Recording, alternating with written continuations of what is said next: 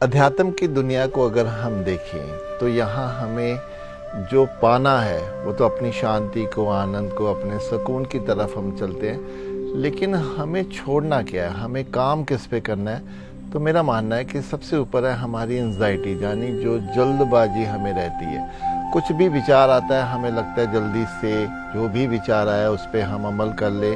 अगर हमें ये विचार आता है कि मुझे जीवन में ये करना है, तो फिर लगता है कि बस अब हो जाना चाहिए, मैं इसको कैसे भी जल्दी से जल्दी कर लूँ। लेकिन हम ये भूल जाते हैं कि जल्दबाजी में कभी भी हम अपने सही मुकाम पे नहीं पहुंच पाते। आजकल हम देखते हैं कि जैसे सबको पैसे की आवश्यकता है, तो पैसे के लिए कुछ भी करने को तैयार हो जाते हैं। कोई भी शॉर्टकट, उसको मैं जल्दबाजी ही कहूँगा। तो किसी सफलता को भी पाने के लिए जब हम शॉर्टकट का सहारा लेते हैं, जल्दबाजी का सहारा लेते हैं, अगर हम किसी भी तरह उसको पा भी लेते हैं, लेकिन वो जो हमारा आधार नहीं होता उसका, तो वो जो सफलता भी है वो बहुत जल्दी हमारे हाथ से निकल जाती है। और जो पैसा भी हम अगर शॉर्टकट में कमा लेते हैं, वो पैसा भी हमारे हाथ से फिर फिसलता चला जाता है।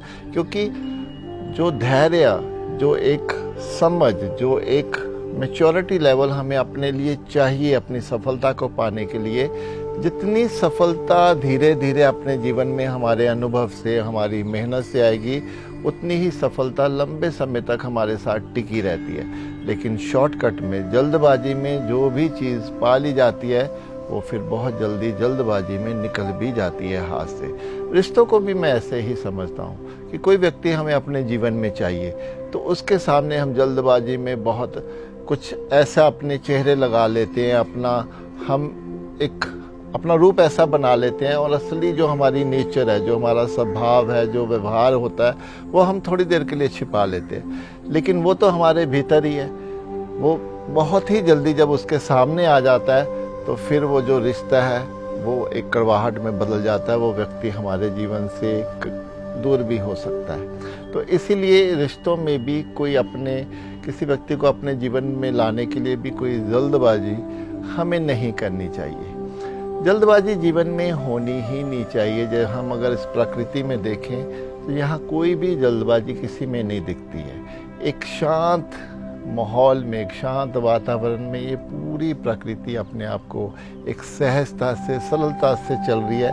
हमें भी इस प्रकृति के साथ ऐसे ही जीवन को लेके चलना है।